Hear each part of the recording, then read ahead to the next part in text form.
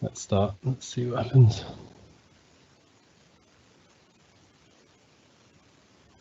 Can I, Luke, Hello. you're not... Oh. Yeah.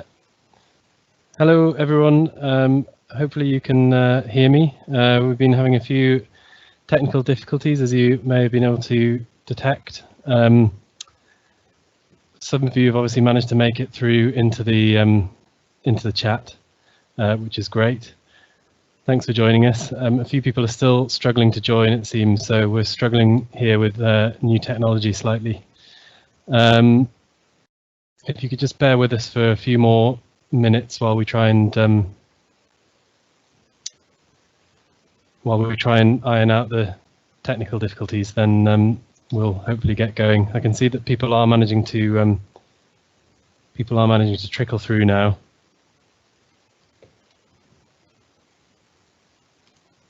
If I could just, if somebody would be up for just dropping a comment in the Q&A, which should be over on the right-hand side.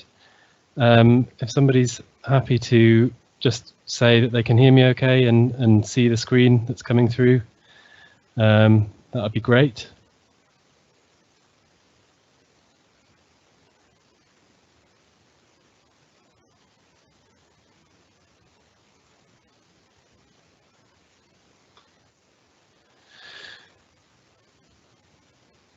Okay. We're up to 17 attendees now out of possible 60 or more. I can see that some people are still having technical difficulties, so apologies for that.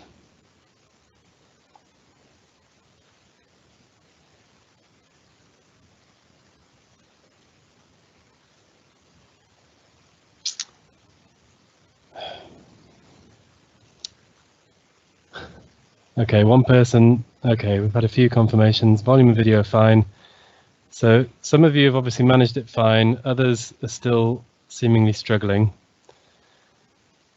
I'm afraid this is the first time we've tried to do it in this format of a kind of live event. So potentially one to review going forward. But we've got Rob Coventry here, who's joining us from the southeastern London, who's been kind of leading on a lot of the response to ash dieback further south. He's actually with the National Policy and Advice Team, but kind of based more in the southeast. Rob's going to give us a bit of an update on the management and impact of ash so far that they've had to deal with, and hopefully give you a bit of practical advice as well about how you can deal with things like restocking, species choices, things like that. And then we've got Sam Cooper, who's the field manager for Yorkshire. We're obviously based in Yorkshire in the northeast. Sam covers the Yorkshire area and manages the woodland officers there, and he will talk us through some of the Countryside Stewardship tree health grants which are on offer. I'm going to pass you over to Rob. We'll make a start, although we're still missing a few people. I believe that we are recording this.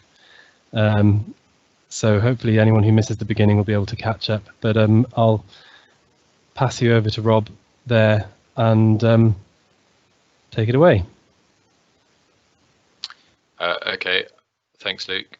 I'll make a reasonably slow start in case a few more people trickle in, but and just work out how to share my screen.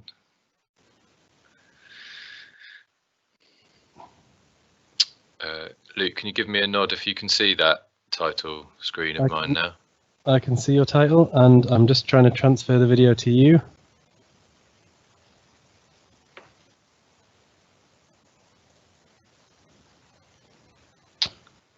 Okay. Yep. Yeah. Hello, everybody. Yeah, as Luke said, I have this post Woodland Resilience Officer in the southeast, and the idea the ash dieback's a little more advanced down there, so they established this post down there to try and support the industry to respond and then feed the lessons learned in the southeast up nationally. So this is a kind of shortened presentation from a course which we've run recently with the RFS. So I've tried to compress it to the bits that I think will be most relevant to you, but you know, if you feel like there's gaps, then we'll have 2 breaks for questions. So I'll go through the first part, and then we'll have 10 odd minutes for questions, and then I'll go on to the second part, and then another 10 minutes for questions, and then Sam will come on and talk about tree health grants. So firstly, I'm not talking much about the ecology and symptoms, but I think this video is really useful for getting an understanding. So this is, well, if it's going to play, let's see. So it's not even playing for me at this point, so.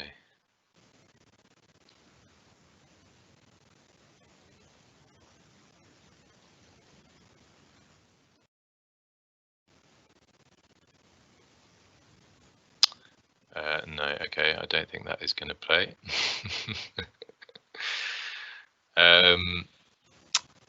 Okay, well, I'll describe what was going to be shown on the video. So that's a big box of rachis. The rachis is the central leaf stalk of the ash, so it has lots of little leaflets off that central leaf stalk, and that's where the fungus overwinters, in the rachis. So that's a big box of rachis, and I presume the video was taken in spring. So basically a hand kind of goes down and pokes around in the box a little bit, and what you see is the little white fruiting bodies of the fungus on the rachis, and then you see clouds of spores kind of wafting out from those rachis as the hand pokes around. And I just think it's useful to just bear that in mind when you're thinking about ash dieback and severity and all those sorts of things. That's the reservoir of fruiting material is in those rachis on the forest floor, and then in the spring, after the leaves have come out, then the fungus fruits from there. And releases the spores, and they'll travel up mostly to the trees above, but also a lot further afield on the wind. And the other thing worth mentioning is, unfortunately, the fungus creates a pseudosclerotal shield, which stops that rachis breaking down in the usual way it would with other forest floor kind of decomposition fungi, and then the fungus can fruit from there for 5 years. So it's quite clever in that way. And the usual cycle would be, in the fungus's native range, would be that it goes up, infects the leaf falls off the tree, and then the cycle starts again from the forest floor. But in the case of our native ash, it makes it through through the petiole junction between the rachis and the twig, and makes its way into the canopy of the tree. And in the canopy of the tree, it can continue killing the cambium and moving around in girdling branches. So it's that damage to the crown of the tree, but also the continual pressure of the leaves getting infected and falling off even before the fungus has made it into the tree, which is going to stress the tree. So this slide's very boring, but it's just a way of getting us all on the same page before I go into some nicer slides. So it's an invasive fungal pathogen, Hymenoscyphus fraxinea, it probably should say at the top, but invasive fungal pathogen that appears to originate from East Asia, first identified in Poland in the early 1990s, and in the UK in 2012, but it's subsequently found to have been in the UK since 2006 and probably much earlier.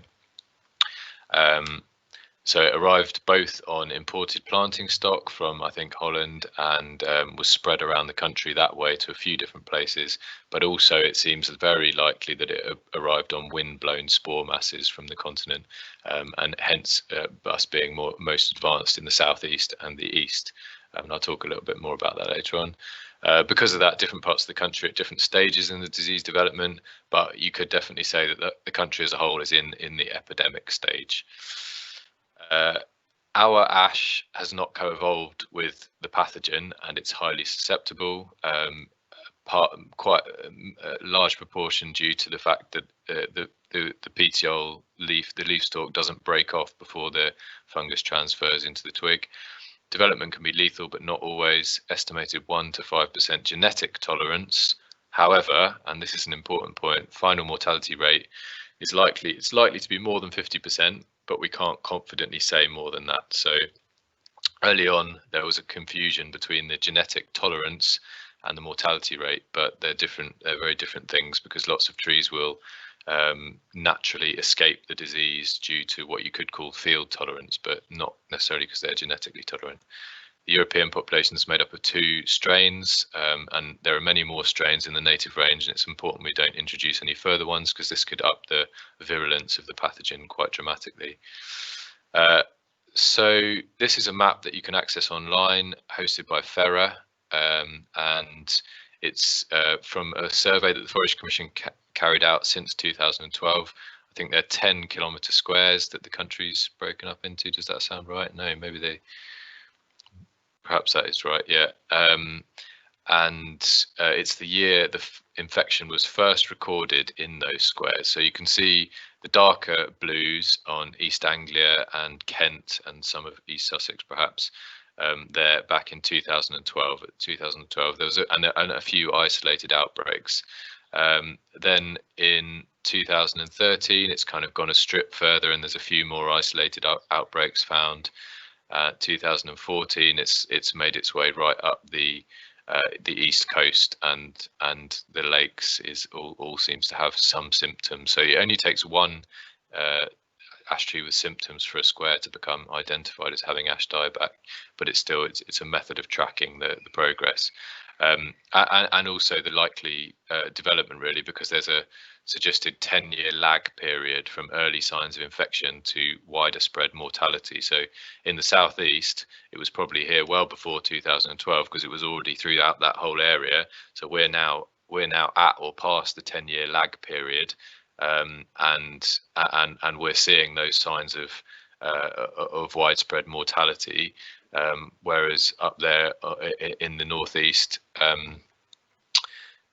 you're a few years behind. So it's probably over the next, I don't know, 2, 3, 5 years, because we don't know how long it was here in the southeast, but that you start to see the more severe mortality, although there are other factors at play in terms of the density of ash and things like that, but I'll talk more about that.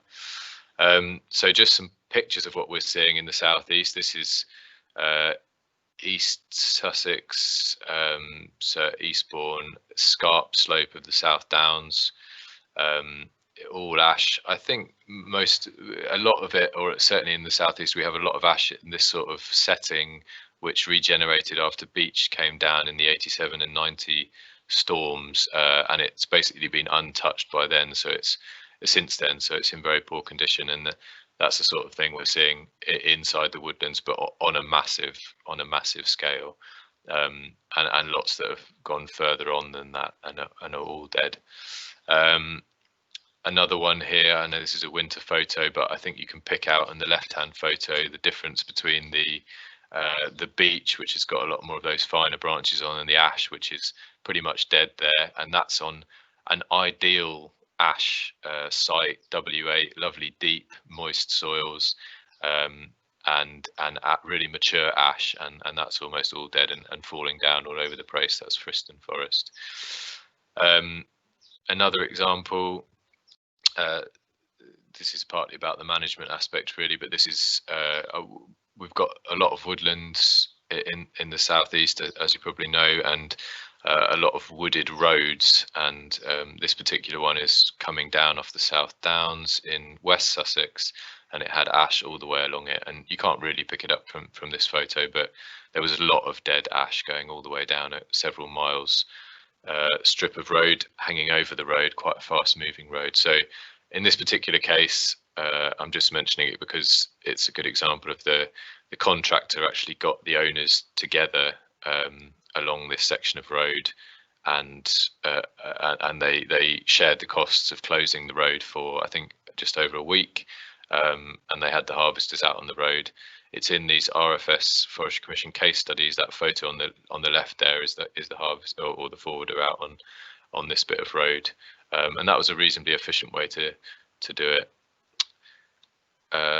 So yeah, just to go back to those RFS case studies, there's 10 case studies in there from all over the country, I think, of different sort of settings, and the approach taken, which perhaps not for the agents amongst you, but if you're explaining to owners the sort of work that's going on in other parts of the country, that might be useful. Just to say, I'm going to say more about this next, but we are seeing kind of varied effects outside of woodlands. I like that photo because it demonstrates it, but as is always the way, it's very difficult to tell why the one tree is doing worse than the other. Is it because it's next to the ash heavy woodland next door, or you know, was it just under slightly more stress anyway? It's difficult to tell.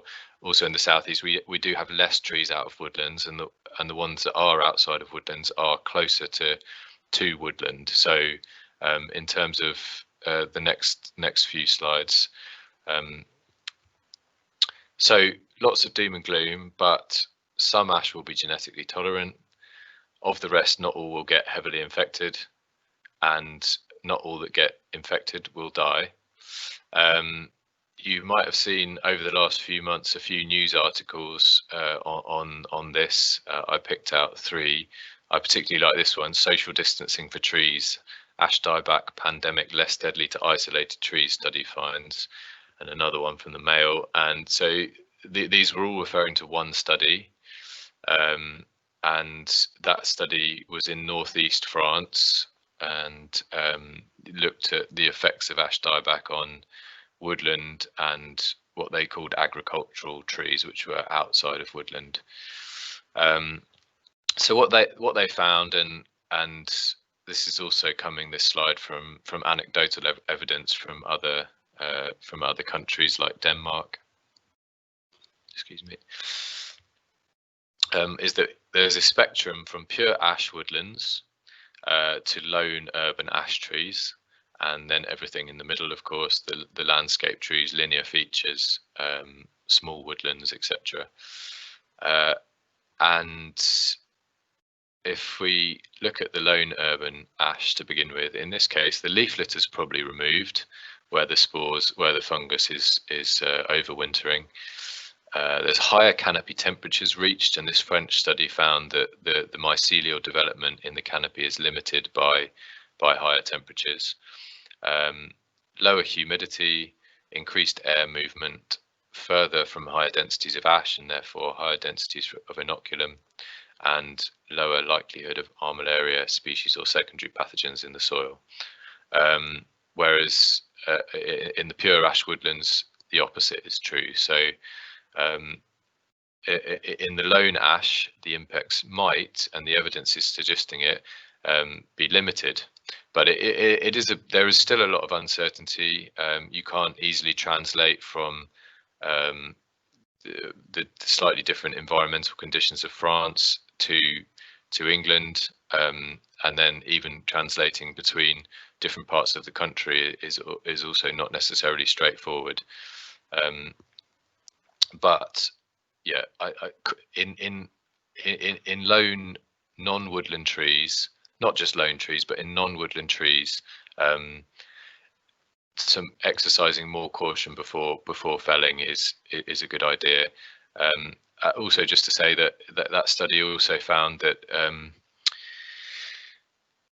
the trees got infected at the same rate. So they started showing early signs, but the difference was that they didn't. Their kind of infection or their symptoms stabilized, whereas in woodland they continued to get more severe, the symptoms. So just because a tree, and it goes back to that video that I didn't show you, but it's the repeated pressure from the inoculum year after year, defoliating the tree and making its way in cases into the canopy, which is what's stressing the tree. And it's a combination of that and the other stresses on the tree which are going to lead to its mortality or not. So just because a tree shows signs of ash dieback, that doesn't mean that's the end of the road for it. Most trees will show signs of ash dieback, but it's the combination of stresses and the intensity of the ash dieback stress, which is what makes the difference. So I won't go through the canopy symptoms and the other symptoms, as I said, but I did want to show you the basal symptoms that we're starting to see down in the southeast. So hopefully you can see them all there, but they're just highlighted there. Hopefully that's coming up on your screens, the purple highlighting. So these are basal lesions, probably all heard of them. I'd be interested to hear if you're also already seeing them up there in the northeast or not. But this is where, under high infection pressure, especially in an ash dense stand, and the spores from the fungus can make their way through the lenticels in the bark of the tree, the gas exchange cells, and then they cause a lesion the same way that they do in a twig under the bark at the base of the tree. They're much easier to see on younger trees and on thinner barks. This is 80 centimeter DBH ash, again Friston forest in perfect ash conditions, and under the bark there, almost impossible to see from the surface, is this huge diamond shaped lesion. And then on the buttress root there on the right, you can see probably armillaria kind of making its way up from the soil and kind of staining that bark there.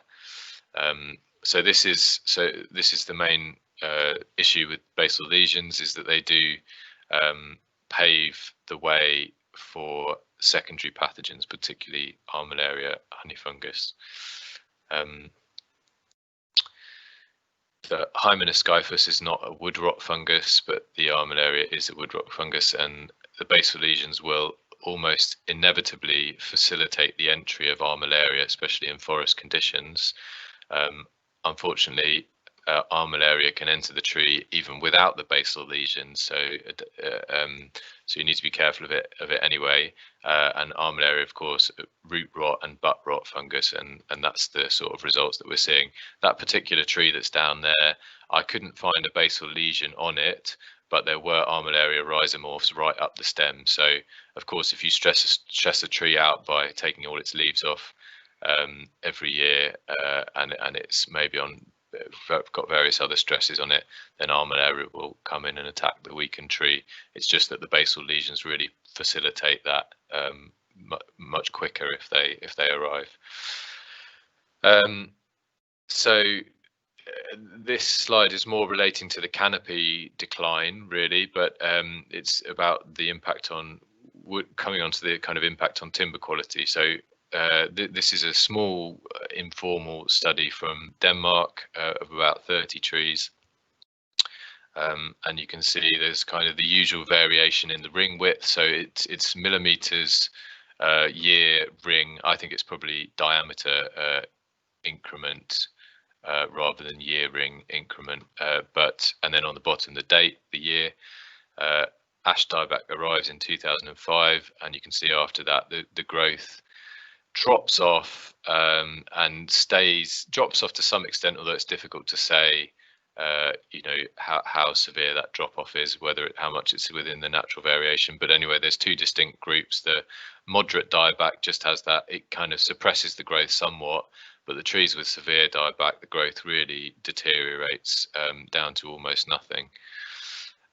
So of course that's less volume being put on, but there's other implications for that in terms of timber quality. Here you can see this is a tree from a study in Germany. I think this particular tree died due to ash dieback. I think on Teams you probably can't see my mouse moving around, so I won't do that. But if you look at the top line is early wood, and that's the kind of whiter cells there, the thinner walled cells. So you can see at the pith end, and that's not the pith, it's just the pith end. The pith is much further along, but you can see those cells, the width of the early wood, the lighter cells, is pretty similar to much later on in the chronology, where the early wood stays pretty constant. But as the year rings get smaller, most of that hit is taken up in the late wood, which gets dramatically smaller. So with ash, it's a ring porous species, so the strength is mostly in the stronger, denser late wood. So of course, if you're removing or reducing the proportion of late wood in each year ring, then you are reducing the overall strength of that timber, and through that of all the timber. They also found in this study that the vessel diameter decreases, the fibre length and the fibre cell wall thickness. Of course, in the canopy, this is going to have more of a kind of implication, or more severe implication, or more significant, because the proportion of the wood since the tree was affected by ash dieback to that before will be more in the canopy than it will in parts of the canopy than it will in the stem. So yeah. So going on from that, this is just my kind of very rough approximations of kind of 3 different areas of symptom and the associated timber quality deterioration and safety implications. This is the last slide for this one. So when the disease is in the canopy, it's girdling occasional branches and you're seeing some symptoms. The growth may slow slightly as the tree fights the infection, but not too severely. And at that point, the timber quality in the main stem is likely to be unaffected, except where larger dead branches have allowed oxygen influx. And the safety, so there's an increased risk of falling branches, but perhaps not too much other risk. So once you've got onto wider crown decline, epicormics in the crown, and significant early leaf loss, then the growth started to slow more dramatically, poorer quality in subsequent growth rings, but probably no discoloration in the stem, and dramatically increased risk of falling branches, and the tree may be unsafe to climb. And also an increased shatter zone on felling is something that we're hearing a lot in the south. Basal and stem symptoms, so any sign of basal lesions or secondary infection, or any sign of epicormics on the stem, and at that point the tree is really in its last kind of stages, and almost certainly going to die. Discoloration is very likely once the armillaria is in there, and from epicormics on the stem, because they then put foliar material close to the stem that gets infected, and the twigs that those leaves are growing on, and then that brings the fungus into the stem, essentially creating lots of lesions up and down the stem and discoloring that outer timber at least, and a high risk of whole tree instability at that point as well. Okay, so that's the end of part 1. Any questions on that part? I'm hoping Luke's going to field them. Luke, do you want to give us an update on the technical side? Thanks, Rob. Yeah, unfortunately, thanks for your presentation. Unfortunately, some people are still having a few technical issues. We've got over half the people here that have signed up, so hopefully everyone can hear us now, and a few people have managed to submit questions. Not quite sure where the problems have arisen, but sorry to anyone who's experienced difficulty joining. As I say, we should have a recording of this that we can circulate afterwards. We've got a couple of questions here. Some of you might come onto this in the next section. The main sort of question really is whether we're going to hear about roadside trees affected and how to manage them.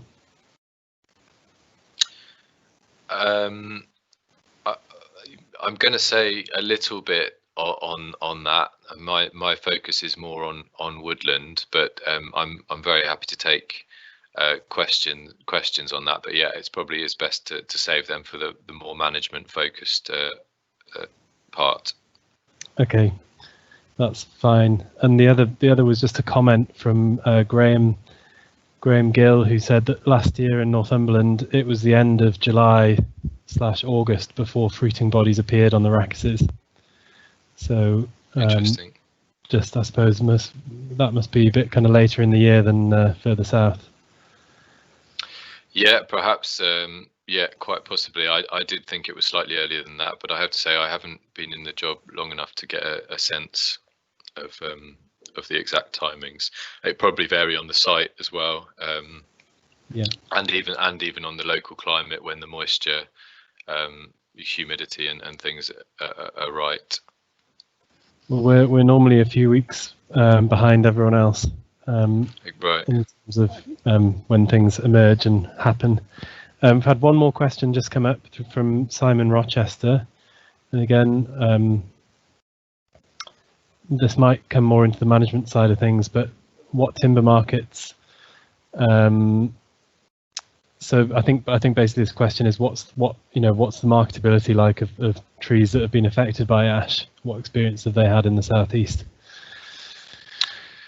Yeah, so I mean, in the southeast, we're quite lucky because just this year, well, no, it would have been in late 2018 actually.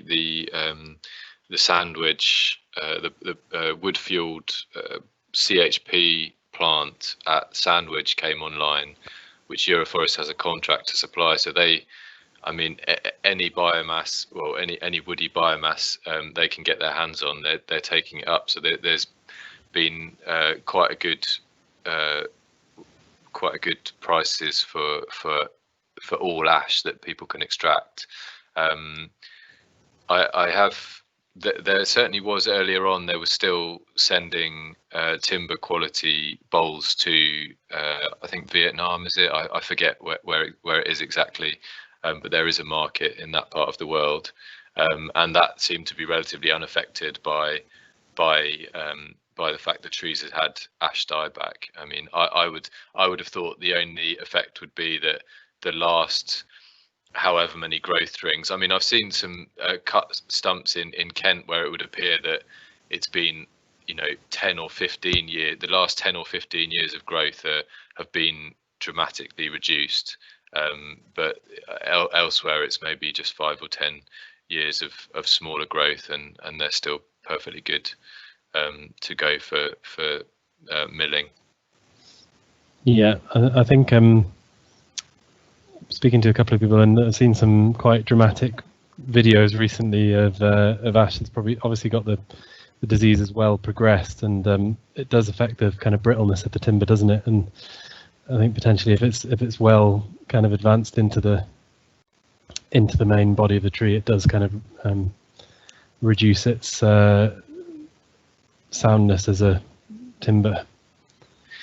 Well, I don't know about that. I mean, I think ash has always been a brittle timber and difficult to fell. It's been known as the widowmaker, isn't it? I think, and so I'm not so sure. I can't find the evidence to suggest that it affects the timber in the center of the stem. As soon as armillaria comes in, then yes, you get rot going up 1 or 2 meters from the base, but prior to that, I don't know. And I don't think that impact on the latter growth rings, since ash dieback's affecting the tree, can make that much difference to the overall strength of and integrity of the stem, or certainly a larger stem. I mean, it all depends on the size of the tree. But perhaps, yeah. I mean, you do hear that said, but I can't quite get to the bottom of it. Okay. Right. Well. Have we got any more questions? Have you seen an increase in dieback due to the last 3 summer droughts? The last 3 years summer droughts. Sorry, what was the first part? Have I seen what? Because have we seen an increase in dieback due to the last 3 years summer droughts? Okay. It's very difficult to say that. I certainly think on sites which are drought stressed or susceptible to a particular stress because of that, water limited sites, it will almost certainly have increased the stress on the trees, and that will reduce their capacity to kind of hold off the disease. But the other thing that happens on the hot summers is it also can limit the mycelial development of the fungus, and also limit the fruiting of the fungus. So I seem to remember, I forget now whether it's 2000. No, it's probably 2018 summer. That what I heard from forest research was that the fungus had barely fruited at all that year. So the foliar symptoms were then dramatically reduced. So that year themselves, a lot of trees looked a lot better because the fungus didn't cause so much loss of foliage. But then probably in subsequent years they then felt, well, on certain sites they then felt the effects of the drought. But so it's a complex interaction of the site and climate impact on the tree, and the site and climate impact on the fungus. But certainly certainly in many cases it's further stress on the trees from those droughts, and that will have exacerbated the issues. Okay, that's great. We've got a couple of other questions that have come through, which we'll try and quickly address, and then we'll move on to the next section. The first one, I don't know if you can see these on your screen, Rob. Sorry. There's a sort of technical about the basal lesions on early mature or mature trees. Do the fungal spores prefer the wood or cell structure at that location, or is it just that there's a higher spore load up to 1 meter? And then maybe second to that, maybe you could answer at the same time. Somebody's also asked a question about Hymenoscyphus pseudoalbedus, whether that's also affecting ash trees besides Hymenoscyphus fraxinea, which is obviously the revised nomenclature for ash dieback. Yeah. I'm never very good at remembering multiple questions. The Sorry. basal, no, that's all right. I've got it. Basal. Basal lesions. Yes, you're correct. Whoever asked the question, that the density of inoculum is much higher close to the forest floor, and that's why that's why the lesions happen there. It's because of the density of spores at the forest floor. Yeah. As far as I understand it, from what I remember from reading various papers. And the second one was about Hymenoscyphus pseudoalbedus. So pseudoalbedus. So that was the original name, I think, for. So there is a Hymenoscyphus albedus, and that's a native. Well, yeah, I'm not a pathologist, so I'm going to butcher this, but it's a native version of Hymenoscyphus fraxinea. So it's around, I think, throughout Europe, perhaps, and it exists harmoniously, for want of a better word, on Fraxinus excelsior. There are other, So it's co-evolved with the tree. Then so because that was the main one they knew about. That's why the first name was. I mean, I forget the exact order of the names, but at one stage it was called Hymenoscyphus pseudoalbedus because it was close. It was close to that. It looked very like that fungus. Okay, that's really useful. Thanks, Rob. We'll crack on if you're happy to do the next session. Sure. Yeah. Okay. Sorry, it's pretty relentless. We will have a break, but unfortunately not for Rob. Okay, so on to management. So I will just talk about various aspects of management, probably not in quite the amount of detail you'd like, and then hopefully you can ask questions afterwards, and then so more the kind of safety and silviculture, and then on to restocking.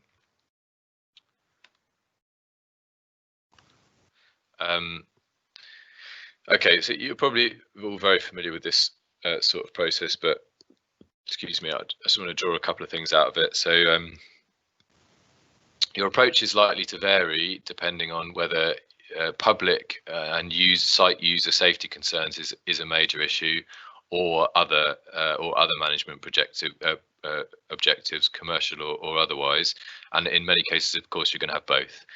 But for either of those kind of strands, you're going to need to know where the ash across the estates you manage are, and then assess or monitor their condition. In terms of the safety aspects, you're probably going to simultaneously amend or create a tree safety protocol and risk zone the estate, and that risk zoning might also inform where you kind of go about locating and assessing the ash, or at least how you prioritize that. Then you're going to tie the two together, assess risk, and then prioritize the works.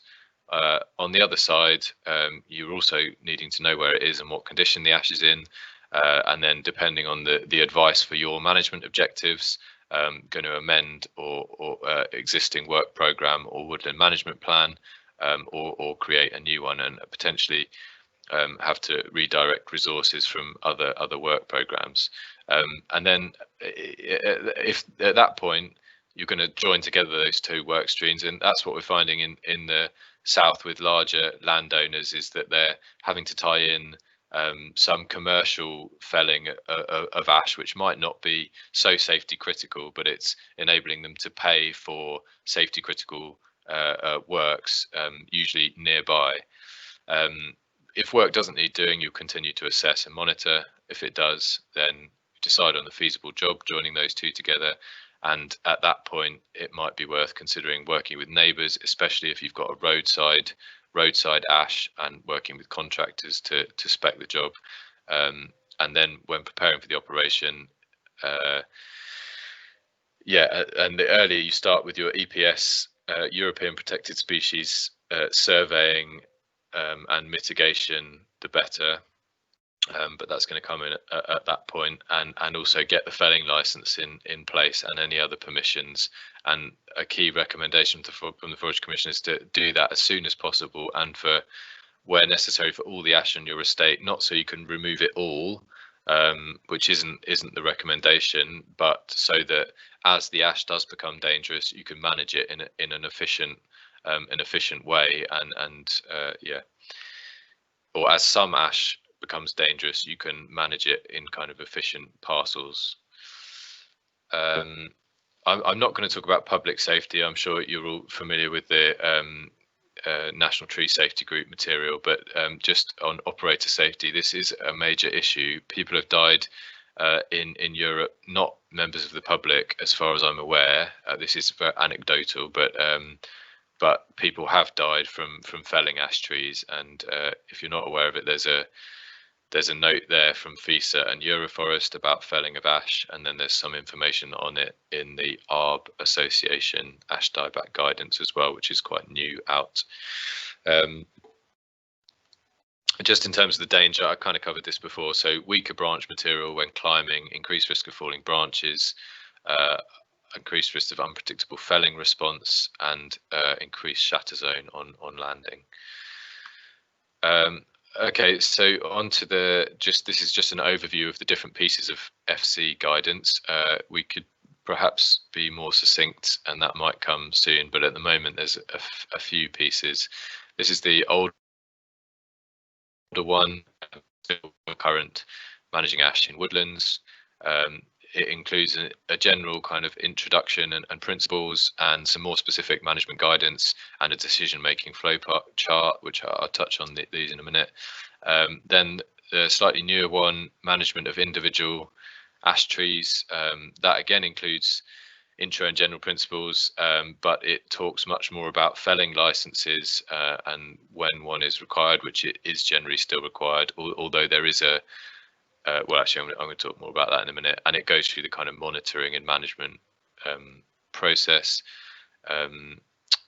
There is now a Tree Council guidance out on this. Not the Tree Council have two main bits. They have a ash dieback action plan toolkit, for creating an action plan, which is mainly aimed at local councils. But they've just released a more specific piece on managing individual ash trees.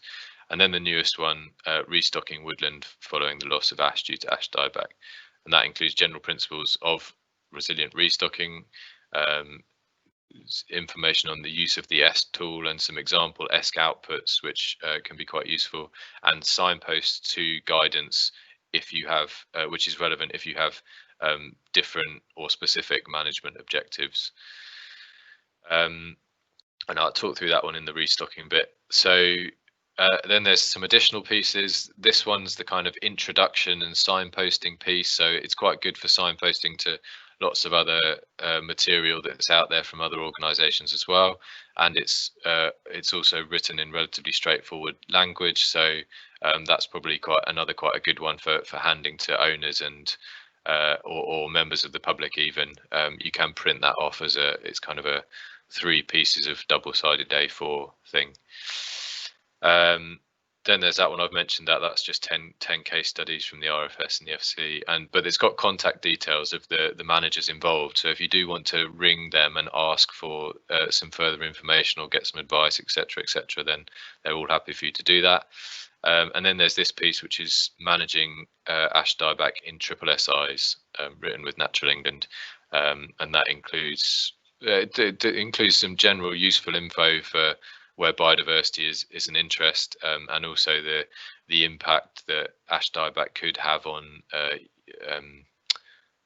it's not the citation, is it? I forget now, but the kind of condition of triple SIs, the condition status. So in terms of both the future of ash and management, I mentioned that there's 1 to 5% useful genetic tolerance.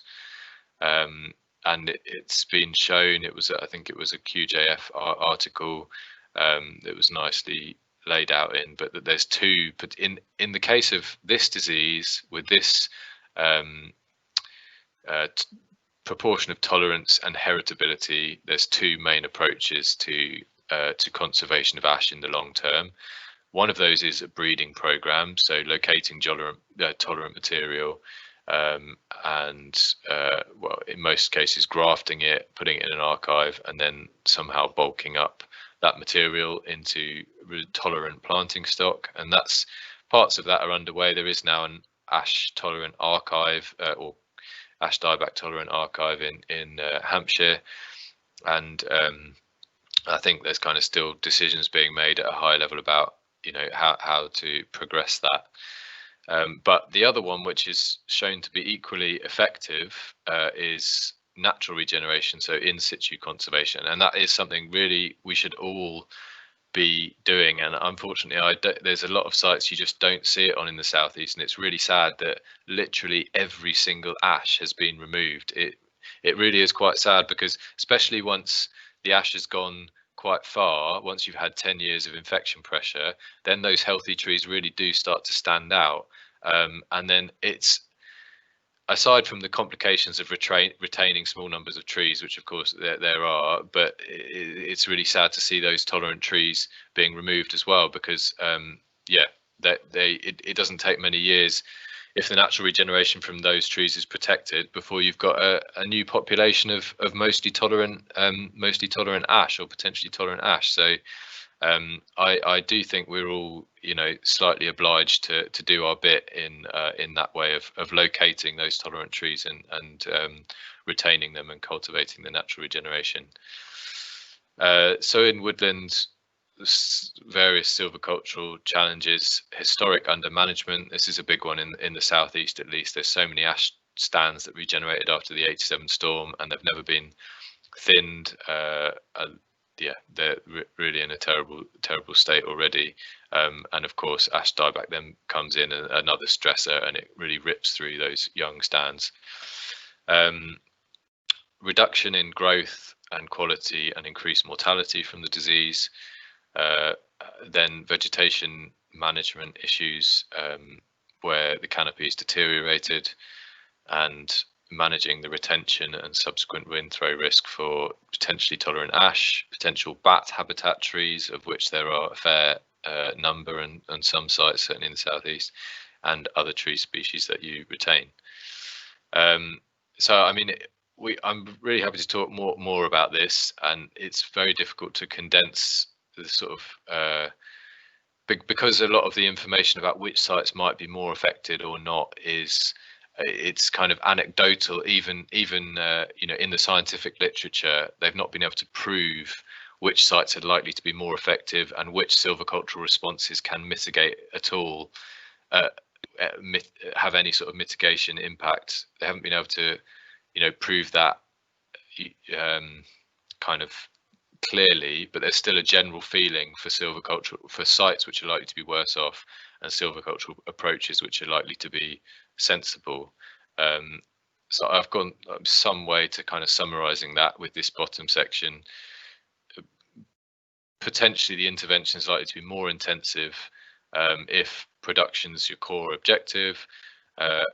You've got a higher density of ash, younger stands where it's likely to rip through a lot quicker, wet or waterlogged or droughts prone sites, or essentially sites where the ash is already stressed and where the disease is in the more severe stages, whereas perhaps less intensive interventions where of course where production is not a core objective, lower densities of ash, older stands, drier or but not drought prone sites, and where the disease is less severe.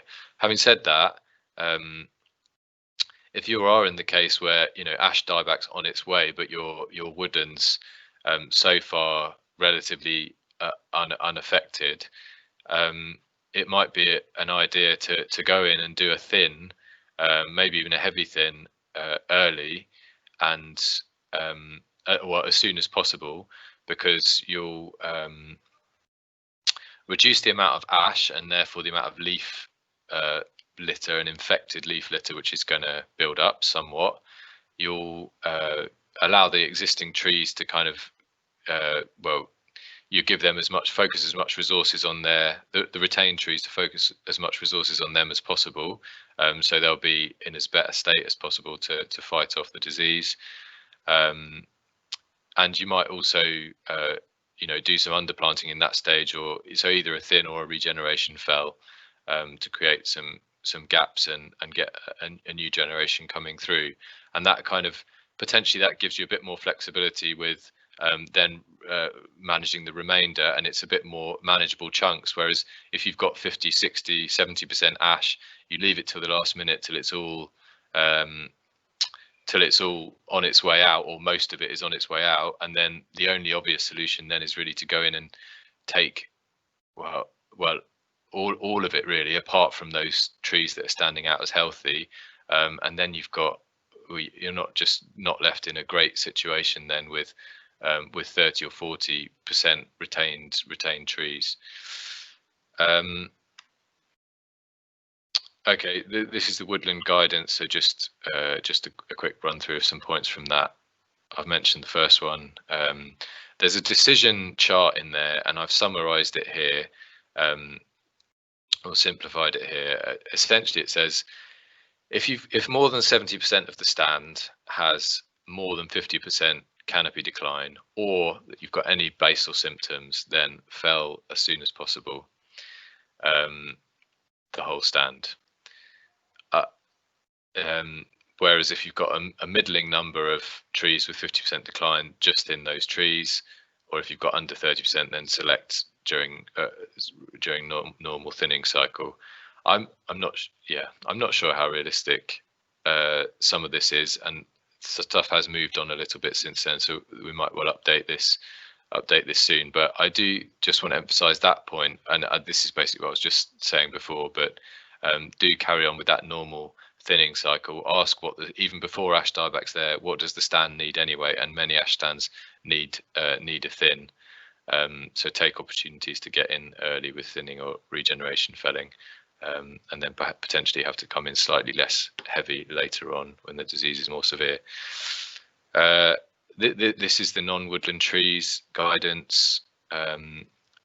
It includes various management guidance, but this is one key bit that I've put in here, which is the Forestry Commission interpretation of the dangerous tree exemption for ash dieback, but it's only for ash dieback which is in falling distance of a road or high use area, and there's some other conditions, so it has to actually have ash dieback. The greater part of the crown of the tree is dead, and then there's a slightly caveaty one in there around crown reduction works necessary to remove any dead wood would, in the opinion of qualified professionals, significantly harm the vitality or visual amenity of the tree. And then additionally, any ash showing basal lesions can basically be considered dangerous, even if the crown has not reached 50% canopy decline. So this is just summarising the recommendations for management. It's probably pretty obvious to most of you, this stuff. Assess and monitor risk across the state and prioritise the management of ash in high risk areas. Get a felling licence in place and other permissions prior to needing them, and redirect resources from other work programmes. Plan and document the European Protected Species mitigation works. Take contractor safety seriously and avoid hand felling where possible. Collaborate with neighbouring landowners, especially around road closures, and take opportunities to retain healthy trees. Okay, so on to the more restocking part. I'm just going to have a drink actually.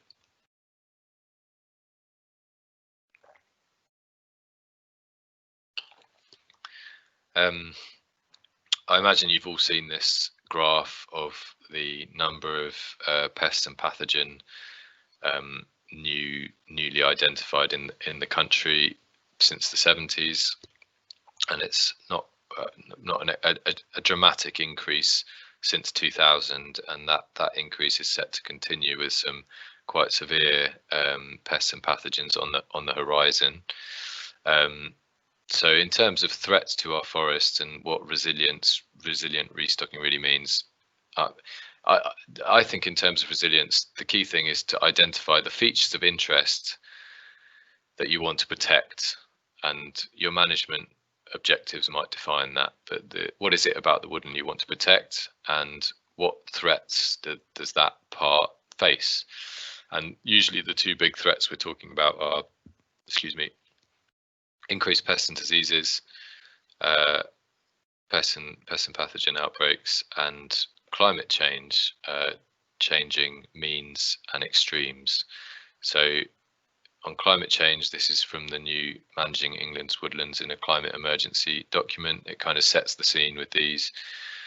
With current projections, global warming's projected to increase by a further degree within the next 2 decades.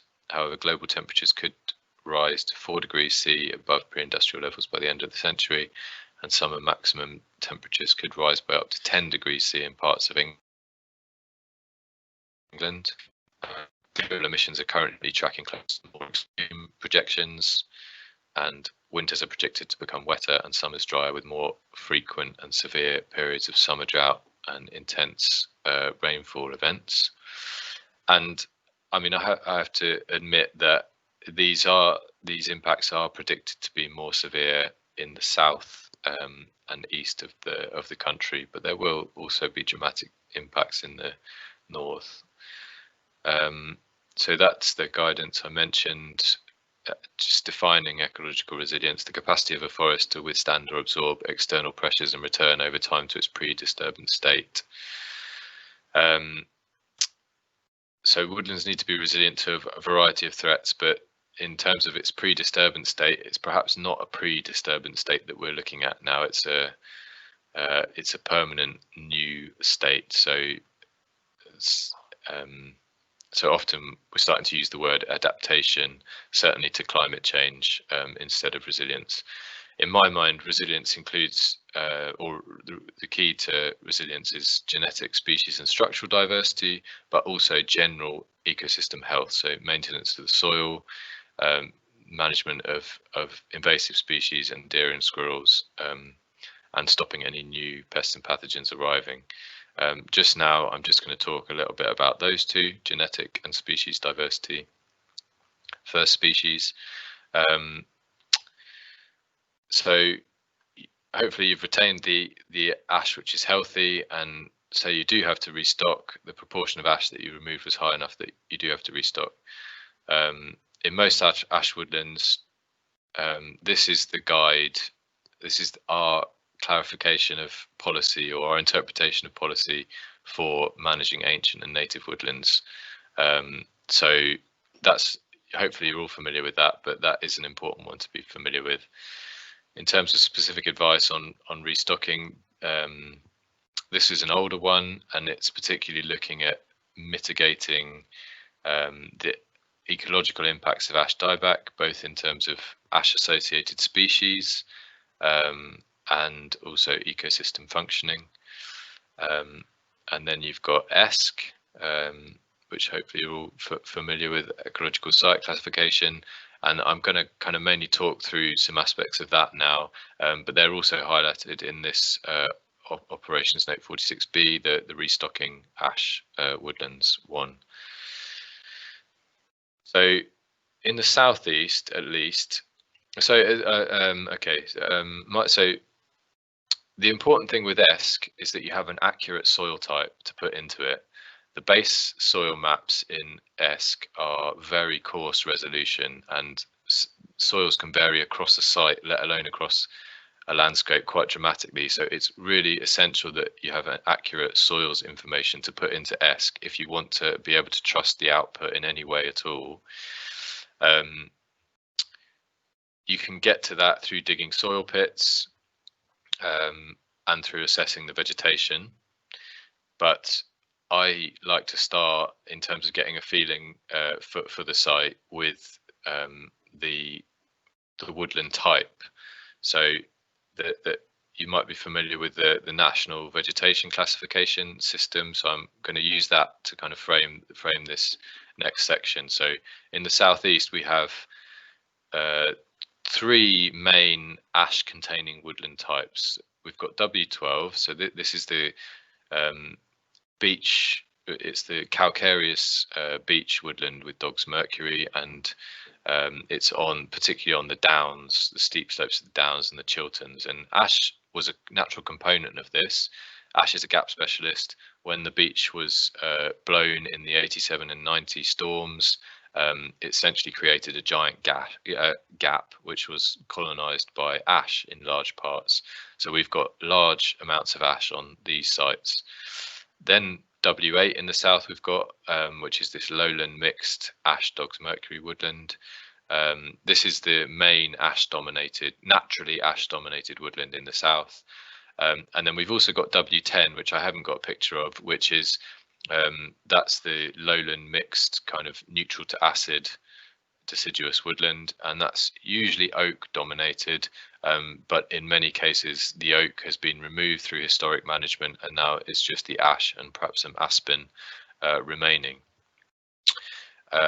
And then we've of course got everything in between, and the W13, which is the yew woodlands on the very thin soils on the downs, which also have a component of ash. So this is very southeast centric, but that's my experience, and yeah, perhaps you can work it out, or you might already know what it's like up in your part of the country. But certainly down here we have the W10 woodlands, the neutral to acid ones, on the heavier clays and glade soils down in the kind of Thames Basin and in some of the low weald, etc. And then we have some of this W7, which I'll mention in a minute, but that's the ash alder wet woodland in some of the wetter parts. Then often there's this strip of green sand where it's the more acid woodlands, in this case W16, dominated by oak and birch, and we've often got Scots pine planted on that band. Then at the foot of the downs, where the soils are a bit deeper and more moist, that's the classic kind of W8 ash woodland. On the steeper parts of the downs, then it's the slightly thinner soils and slightly drier, the W12 beech woodland, which is now often dominated by ash. On the very cusp, on the thinnest soils, the W13 woodland, which sometimes has some ash. And then on the tops, it's the clay caps, which are often acid to neutral clay with flints. And there you kind of get all sorts depending on the thickness of the cap. And then on the back sides, there's more W8 especially, and some of the others. So in the north, you've got bigger proportions of the W9 mixed ash woodland and the W7 wet ash alder woodland. So in terms of how that relates to soils, and therefore how it relates to species choice, there are these grids that they're available in the ESC bulletin, which should be on the FR website. I think I've sent a page of links to Luke, and hopefully this is linked to in there. There's also an FC soils booklet, which is really useful, but that costs 15 quid or something.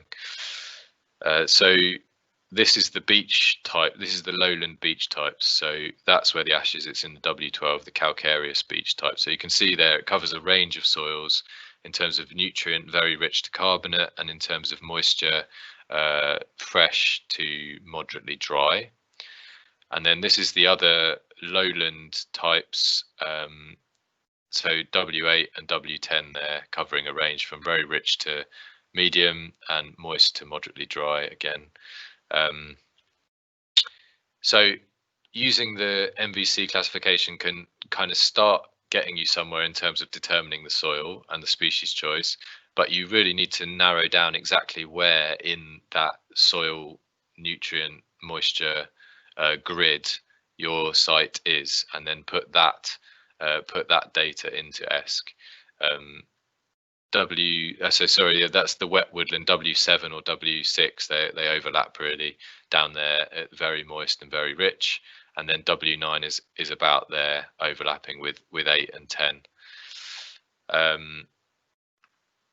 So this is a plot of ESC data for example sites for each of those different woodland types. So I've picked out a soil moisture and nutrient rating, either just by chance or to create contrast between the two, or where ash typically grows within the soil space for that woodland type. So again, I can't emphasize enough how much you need to know the exact soil type, but for sake of example, and to be able to kind of compare the sites and the options you have, this is the examples. So what to mention? Well, the W12 there, so the soil type for that is calcareous, so that's where it's under 30 centimeters to the chalk. So, and that means it's basically really water limited on those thin soils, and so there's a lot of red there. Even ash actually is going to start deteriorating on those sort of sites, and there's not lots of options in terms of native species. Won't mention more of that because I don't think you have so much of that in the north. But W8 and W10 are essentially the same, even though the soil type is slightly different. W7, it's not too bad under climate change, but W9, which is the kind of upland ash woodland, that actually a lot of things are set to get better up to 2080, and that's because it was moisture which was limiting those sites, but because there's too much of it. So as the climate dries, actually a lot of species become more suitable in the W9 sites. So I can come back to that if you want to look more at it, but just to mention those few things. So in terms of specific guidance for specific management objectives, so these are highlighted in that operations note that I mentioned, but there's a really good paper on ash species replacements, which includes this table, which kind of compares the silvicultural characteristics of a whole host of different species to ash and the site types that they'll grow on. There's another paper which is again linked to, which talks about which species to plant to mitigate the ecosystem functioning aspects of the loss of ash on different woodland site types. And another one, this is the FR one I mentioned before, which rates species based on either their ash associated species that they support or their ecosystem functioning. I feel like I'm going on quite a bit, so Luke, do shout if I need to stop. I've just got a few more slides on provenance, but I'll keep going until you tell me otherwise. Yep. Yeah, no, if we we'll start to finish off your section, but I think keep going, Rob, because it's all really useful stuff. Okay, good. So provenance, So there wasn't much work done on provenance since this bulletin, since that's highlighted in this bulletin back in the 70s, I'm guessing, but I'm not actually sure when that was. But recently there was a new report that's come out, genetic considerations for provenance choice of native trees under climate change, and I'm just going to run through the findings and the resulting guidance points from that report in brief. So one thing they found, the effect of site is usually bigger than the effect of provenance. So if these don't make sense now, hopefully they will with the guidance points, but we can come back to them. Genetic variation in a population is usually bigger, within a population is usually bigger than between populations. That's particularly relevant. Oh, oops. That's particularly relevant with ash dieback, that last point, because they were hoping that there might be a provenance. I mean, initially that they looked for a provenance that was perhaps more tolerant, but actually the tolerance is found throughout different populations, just in small numbers, rather than a particular population being more tolerant to ash dieback. Northerly provenance can be hardier and southerly often faster growing, but different species show different patterns. Southerly is a valid choice for increased production, especially with frost hardy species. Natural regeneration is a powerful driving force for adaptation. So that 3 to 5 degrees south figure has been around for a long time, and the report backed that up. So right tree in the right place is still the priority, more so than provenance. Use a portfolio risk-based approach matched to the site characteristics and management objectives, with that portfolio being natural regeneration, local provenance, including improved stock, and southerly provenance with frost tolerant species. Potentially, I mean, if you're, or a subset of those. So if commercial production is your sole objective, you might be less likely to use natural regeneration, more likely to use locally improved stock, and perhaps a portfolio of locally improved stock and provenances from 2 degrees south and some provenances from 5 degrees south. Just last slide, introducing the climate matching tool. I'm not sure if you've seen this. I think it seemed to get launched on Twitter mainly, but you can access this on gov.uk now or on the FR website. Primarily, this is a demonstration tool, so you can put in your location. You can see the one there is for central England, and then you can set the various parameters. So in this case, it's matching the climate, the climate in the future at that location. It's looking for analogues, current analogues of the future climate of that location. So you can see that in 2050 to 2080, that location will have the climate which, I say currently, or 10 years ago, large parts of central and western France had. So in terms of selecting provenance, it just can kind of get you thinking about where to select provenances from. You can, on the advanced mode, dig down much further and play about with the months that you're matching on, and which climate variables you're matching on. And if you know the particular aspects of a species which are important, maybe it's a frost intolerant species, then you can search on winter temperatures perhaps to locate climates which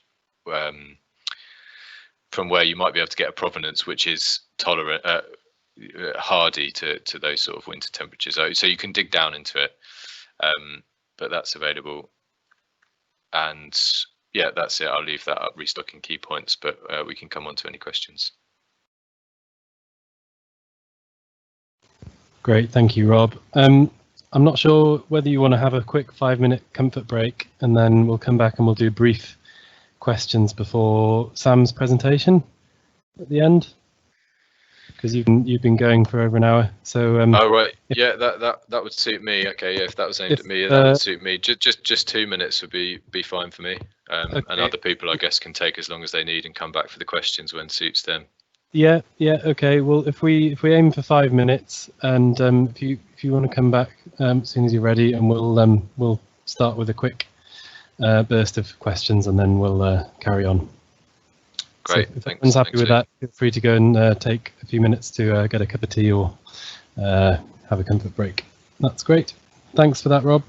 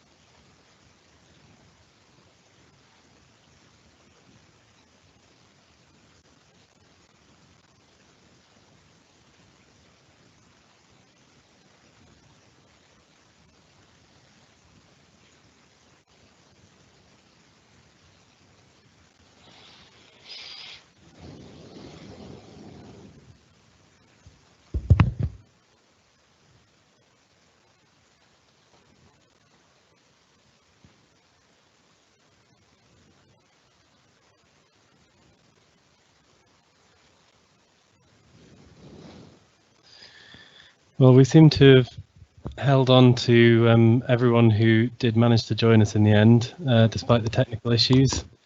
So that's something. We'll obviously have to review this this way of hosting an event before we do the next one of these. But thanks, Rob, for a good session so far. Couple of questions before we hand off to Sam, because I know he's got a bit to cover as well on the grant side of things. First of all, that was really interesting. I'm sure people would have found it all useful.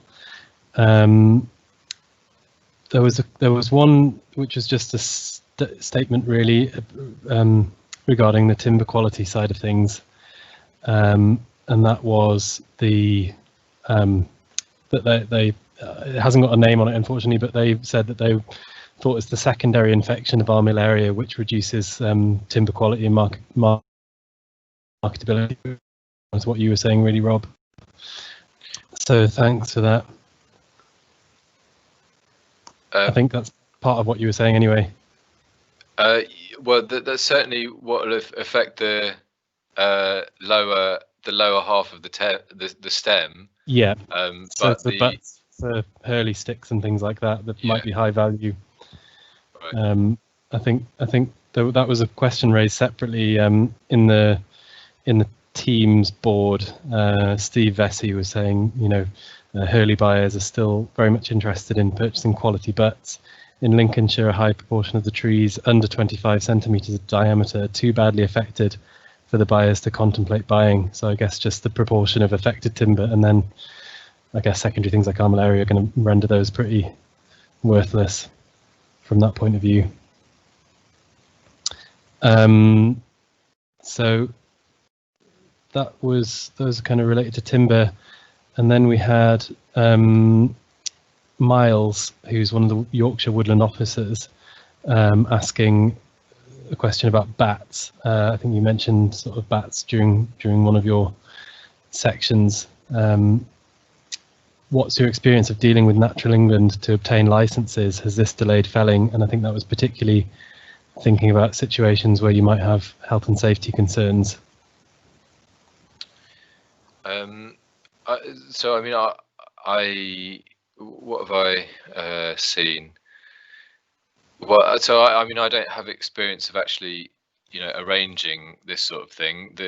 Some of the larger cases in the southeast, the Natural England advisors have worked very closely with the commission and the woodland owner to come up with plans, particularly in triple SIs, you know, that have worked for everybody, and it's been a very productive relationship. I think in terms of licensing, the general feeling is that it's exceptional circumstances that you need a license. If you have your planning and mitigation procedures in place, then which perhaps is something we need to be doing more work on as an industry anyway. But if you have those procedures in place, then you should be able to carry out the work without a license. Also, sticking to the good practice, protecting EPS species in general in woodland management. Actually, I'm not quite sure what I'm saying here. I need the slide that I've removed on that one. So I'll leave that one there. Okay. Yeah. No, that's fair enough. I think the only other question that we had remaining was we had the roadside trees question about kind of health and safety, and yeah, I guess liability for owners, particularly with, you know, big mature trees that are by roadsides. I think people have been concerned about, and I've certainly heard that in the south there's been quite a lot of ash already removed from hedges and the like. Is there anything you can add on that? No. Well, not. Well, the two things I would say is, one, bear in mind the potential reduced severity of non-woodland trees. A lot of the roadside trees are non-woodland trees, so, you know, there's still a risk. It's not saying they won't get infected, but just because there's some signs of infection, that doesn't mean they're, you know, rapidly on the way out. Secondly, I'd say get a felling license in place so that you can monitor and respond quickly and efficiently as things do become dangerous, and other permissions, of course. And then the other thing is just monitor. And I think, of course, on the roadside, certainly I would accept that that's not the place to look for tolerant trees. So you have to, you can't be shutting the road every few months. So you're going to have to probably take out more ash than you might otherwise like to, on a roadside. But I think yeah, you feel free to come on or write if there's a more specific question on that one. Yeah, that's great. Thanks, Rob. I'm sure you know, we can invite people to come and ask us questions after the event as well if we can't cover everything in the detail that they're specifically curious about. Yeah. Sorry, were you going to say something there, Rob? Well, Crispin's just put in the point that it's not down to the woodland officer to state the trees are safe or not. It's down to the owner. And just to repeat that, and to just to suggest having a tree safety protocol and carrying out the risk zoning your estate, having a tree safety protocol, prioritizing the works, and if you document that whole process as well, then that's important evidence should something happen. Yeah, I think Sam is hopefully going to touch briefly on the sort of issue around exemptions and you know, the need to still have the relevant permissions in place. Even, you know, the mere presence of dieback alone isn't enough to allow you to go and fell any tree that you think might be infected. So I think probably there was one final question. I think we have had someone from the Food and Agricultural Department in Ireland, I think, who sent a couple of links for you, Rob, which looks interesting. Obviously, I'm sure the ash dieback is a particular concern over there. So it looks like some good papers there, which everyone could probably go and review. Great. There was, I did see one more question, but it seems to have disappeared now. Oh, what proportion of ash dieback affected trees exhibit stem lesions? I don't have an answer to that one. From what I remember from the studies I remember reading in Germany and Belgium, I think, on this, there were some woodlands where the majority of trees eventually got basal lesions, and I think that's probably in woodlands that have a higher humidity and a higher density of ash. The thing I do remember very clearly is that once the tree did have a basal lesion, then within 2 years, almost all of those trees were then had secondary infection from armillaria. I think the chances of getting basal lesions are again reduced dramatically outside of woodland, but unfortunately, can't say for certain. No, that's great. Thank you very much, Rob. That's been really helpful. I think you've answered lots of questions there. We have had one more question that's just come through, but I think we'll save that in case we have time at the end, because I'm just keen to make sure Sam has enough time to cover his the presentation on grants and things. But I think people really appreciate having your insight from kind of elsewhere in the country, and I'm sure, you know, if we get any questions after the event, we can sort of collate them and hopefully pass them on to you. So thanks very much, Rob. I don't know if you're staying on till the end or not, but obviously if you've got to go, then thanks very much for joining us. Thanks. Sam, are you happy to start sharing your screen now? Would you be able to do that? Yeah, hopefully that's coming through now, Luke.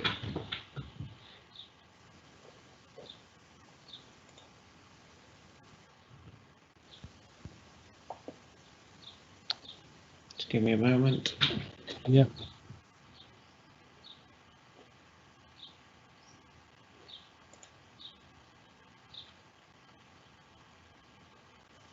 great. Does that come up as the title slide? That's brilliant. Over to you, Sam. Okay, thanks Luke, thanks Rob. As Luke said, I'm Sam Cooper, the Field Manager for Yorkshire, and I'm going to go through the Countryside Stewardship Tree Health Grant. So I'm going to quickly take us through what the grant is and current levels of uptake, how the grant works, what it pays for, the eligibility criteria, the application process, and then finishing up very briefly touching on when to apply.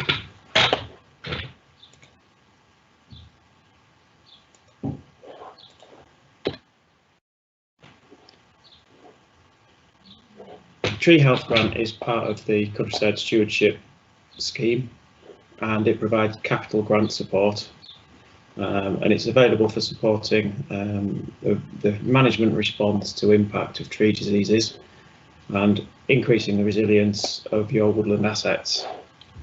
I'll talk a bit more in a moment about how it works, but first I'm keen to highlight what this opportunity is and our region's level of uptake over recent years.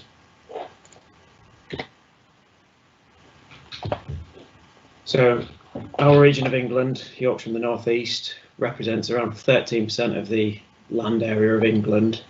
Yet since June 2017, we've been responsible for only 3.5% of the National Tree Health Grant support that's been awarded. So, yeah, there's potentially further scope. That's £182,000 of a £5.1 million commitment across the country.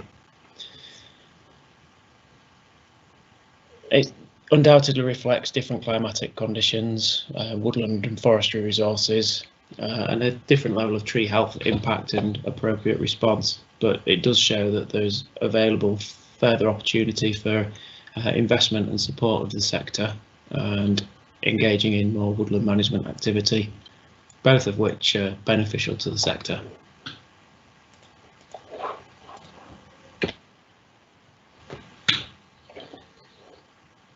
So how does the Tree Health Grant work? There are two main strands to the grant scheme.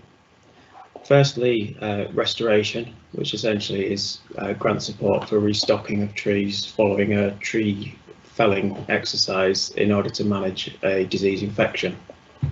And that covers Phytophthora ramorum on larch and sweet chestnut, ash dieback on ash, and sweet chestnut blight on sweet chestnut. So funding available there for replanting following clearance of diseased trees. The second strand is the Tree Health Improvement Grant, and that's to support the removal of diseased trees and infected rhododendron where there's an economic cost to that work, and that covers Phytophthora carnivora and ramorum. You can apply for these two grant strands either individually or a single application covering both.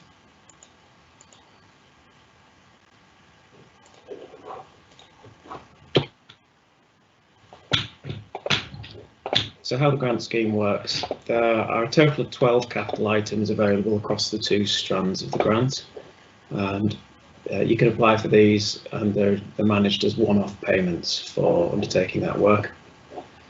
The grant's open all year round, so there are no application windows. When you get an agreement, you have 2 years to complete the work and a 3-month period beyond that to claim the grant. It's important to note that the Tree Health Grant isn't competitive, so if you apply and there's funding still available, then your application will be processed through to an agreement, subject to the proposals being appropriate and eligible, of course.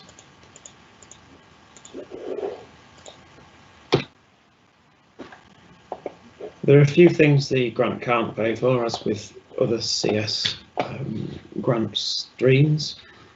Firstly, any capital works that have been initiated or undertaken before the agreement start date. So important to make sure that you plan and apply for the grant in plenty of time prior to the operations being undertaken. It can't pay for planning application fees or other transactional fees, nor can it cover agent fees or advice. Similarly, it can't cover the cost of meeting legal requirements, which would include planning conditions.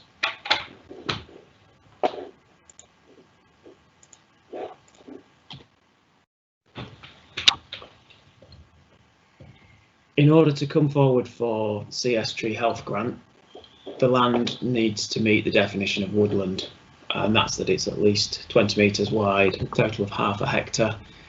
The trees will reach or have the potential to reach 5 metres in height, and the density of tree cover is sufficient to achieve canopy cover over 20% of the site. There are no minimum area thresholds for the improvement aspect of the grant, but it's worth noting that the grant needs to be worth a minimum of £500, and that reflects the minimum level of a CS grant claim. For restoration funding, minimum agreement size of 1/4 hectare and a minimum block size of just 0.1 hectares, so relatively low, so unlikely to create a obstacle to coming forward with a woodland or forestry tree health scheme.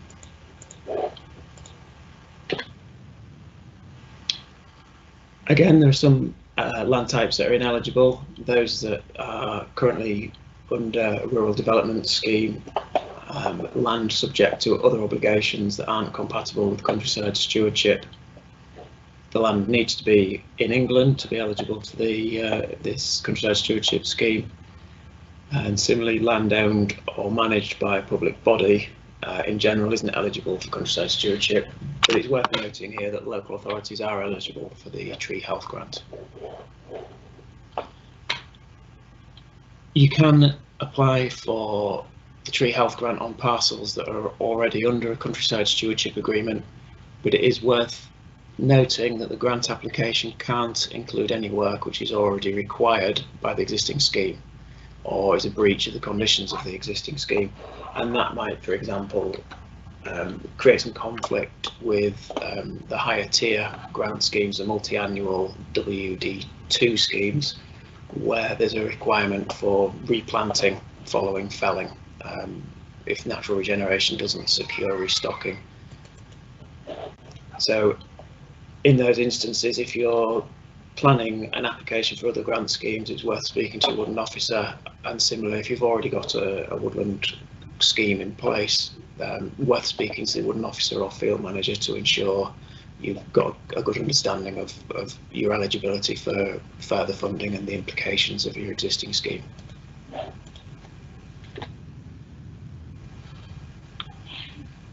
In order to take up any countryside stewardship scheme, you need to be registered on the Rural Payment Service and also have the land registered on the RLR and linked to yourself on the Rural Payments system.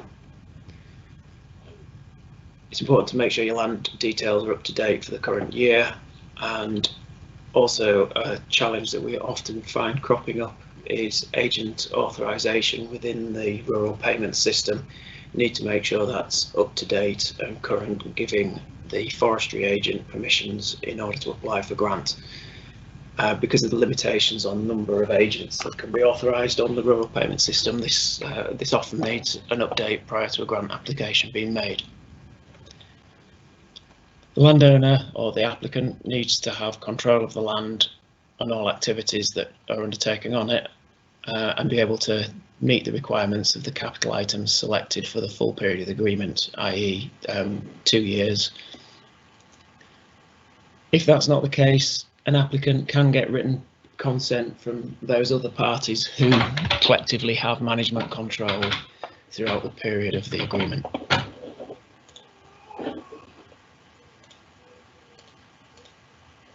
So moving on and looking at the tree health restoration grant stream with a little more detail. So as previously highlighted, the restoration stream is for restocking land with trees once you've felled them due to a confirmed tree health issue. The eligibility requirements for the grant scheme require the presence of the disease to be confirmed by a range of different means. For replacing larch or sweet chestnut as a result of Phytophthora ramorum, it requires the infection to be confirmed by a statutory plant health notice. Similarly for sweet chestnut blight, but for ash clara, the confirmation of the presence of the disease can be done either by the Forestry Commission Woodland Officer, or by the Tree Health Officer, or by somebody from AFA.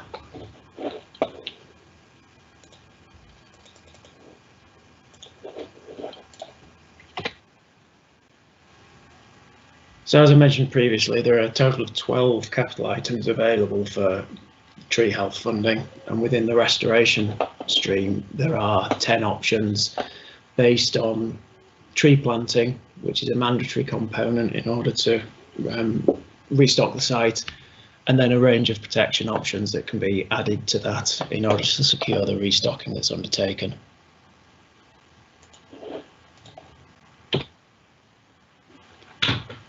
There are caps within the grant scheme in order to ensure value for money is achieved across the Countryside Stewardship spend, and the level of the cap is affected by the type of trees you're planting, so whether they're native or non-native, and designations on the site, where Ancient Woodland has a higher cap for planting native species and a lower cap for planting and replacing felled ash with non-native species.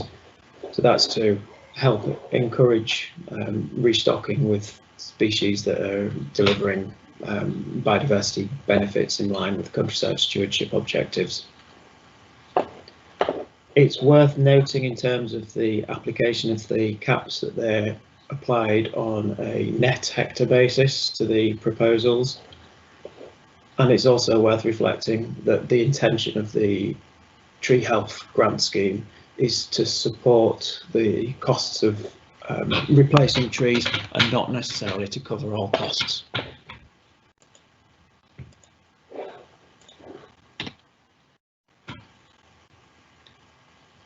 When planning your proposals for replanting and utilising the Tree Health Restoration Grant, you need to make sure your proposal for restocking meets with the UK Forestry standard.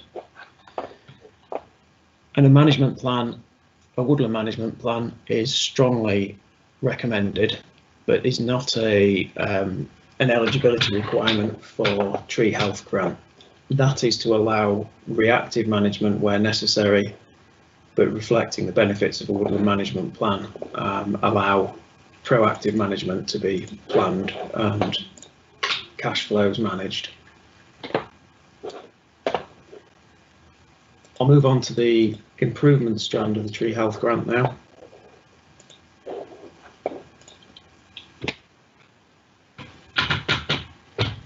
The improvement grant is to support uneconomic felling of young larch trees in instances where there's a statutory plant health notice confirming the presence of Phytophthora ramorum. That's funded through the Countryside Stewardship capital item SB1, which is scrub control and felling of diseased trees. The removal of rhododendron is also another funding stream, and that's funded under the capital item SB6, and that's available on sites with a statutory plant health notice, or those sites within 3 kilometres of a site with a statutory plant health notice on. So an excellent mechanism to fund rhododendron management in woodlands, both to reduce their risk of suffering with diseases and provide an opportunity for some underplanting with productive species. Payment rates for those two elements for the felling of the diseased trees ranges between £260 and £1,680 per hectare, and that's reflecting the method of removal, whether it's manual or mechanical, the size of the material being removed, and the level of ground cover or occupancy of the ground. The rhododendron control option pays between £2,800 and £4,400 per hectare, and that's related to the size of the rhododendron and the site conditions, the slope of the site.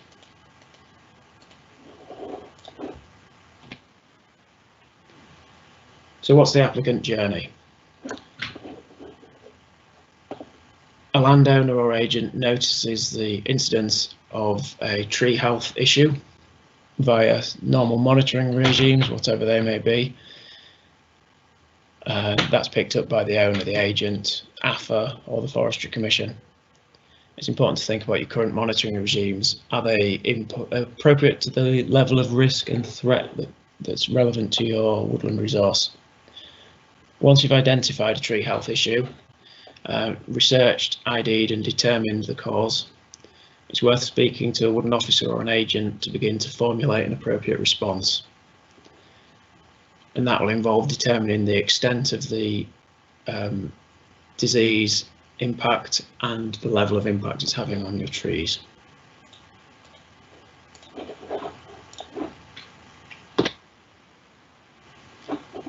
So going through the various stages of an application, we've already touched on land eligibility, and subject to the land being eligible, it's appropriate to begin planning both your response and your grant application.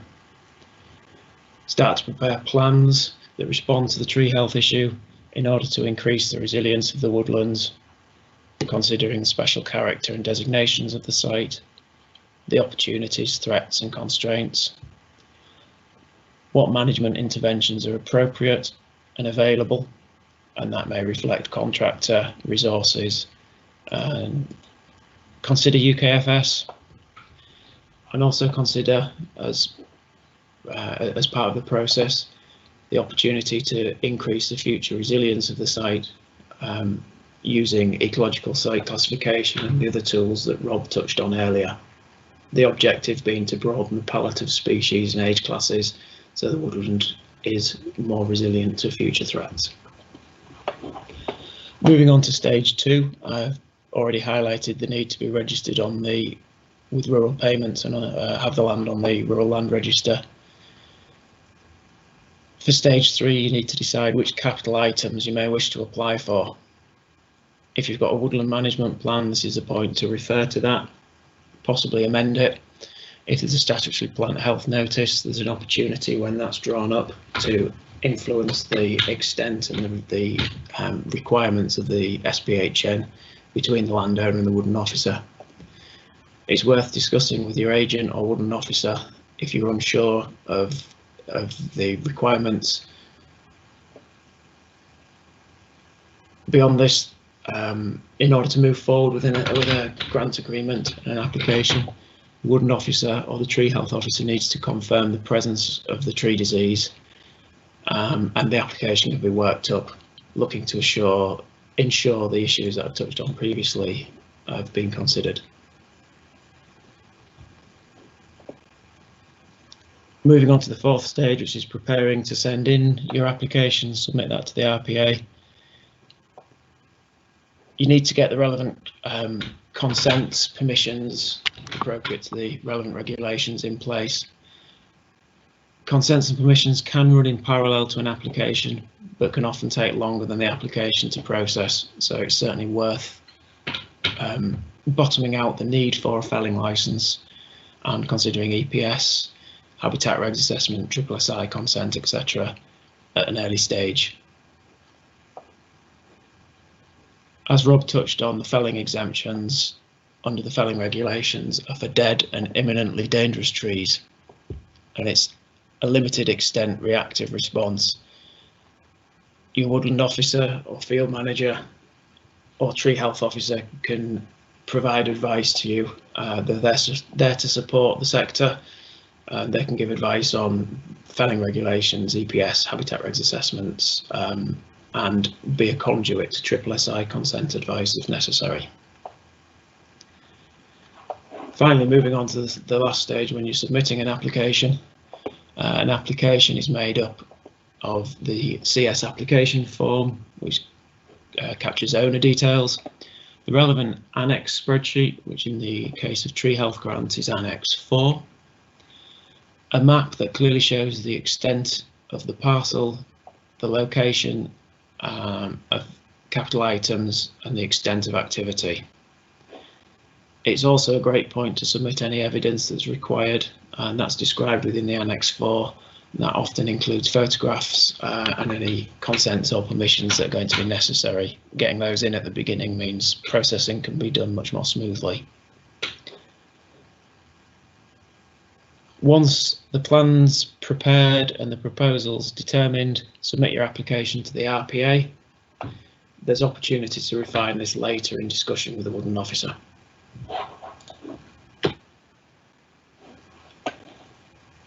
There's extensive guidance online on gov.uk under the Countryside Stewardship Tree Health Grant pages. Application maps can be sourced either hard copy paper or digitally via the Rural Payments Agency Map Request service. Once you've made an application, the Woodland Officer will visit, if they haven't done already, to confirm the presence of the disease, and at that point or shortly after, they'll discuss any appropriate refinements to the proposals before finalising the proposals, at which point the FC can approve the grant application, hand over to the RPA, who will then generate an agreement. Tree health agreements start on the 1st of the following month after the FC have approved it.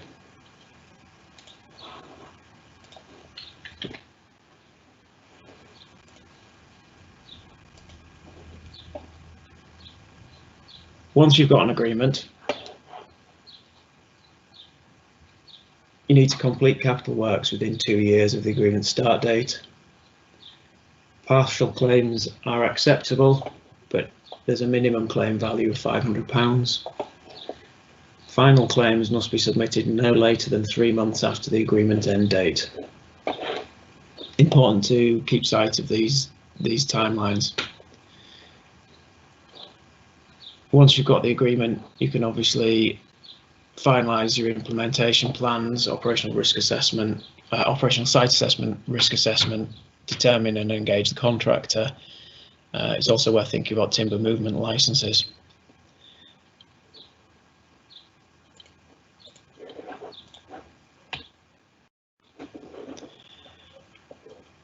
And the final point that I'm intending to touch on as part of this run through the tree health grant options is simply to flag the upcoming transfer from EU arrangements to UK arrangements for countryside stewardship.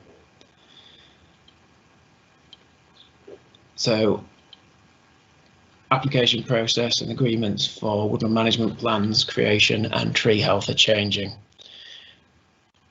Agreements starting after the 1st of January 2021 will be made under the domestic rather than EU regulations, and agreements under domestic regulations will offer will offer the same payments on offer. So from an applicant's perspective, there won't be any change to the agreement or content. There's a short delay while a short closure of the grant scheme while we transition from EU to UK regulation. So in order to manage that, we'd encourage anyone that wants to receive a capital agreement for work to start during 2020 that they apply as soon as possible, and those wanting agreements to start from the 1st of January 2021 apply once we've reopened. And for woodland creation and tree health, the transition happens, so the closure of the EU regulation is on the 8th of July and will be reopening on the 15th of July under domestic regulations. So anyone who's hoping to receive a tree health grant with a start date before the end of 2020, you've got a couple of 2.5 weeks to submit an application. If you're wanting to do that, certainly encourage any potential applicants to speak to the woodland officer or the field manager to make sure we're cited on applications that may be coming our way.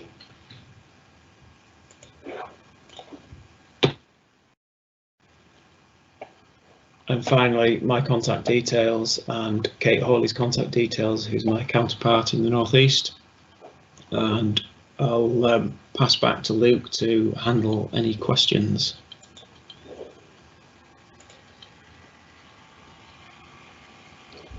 Thank you, Sam.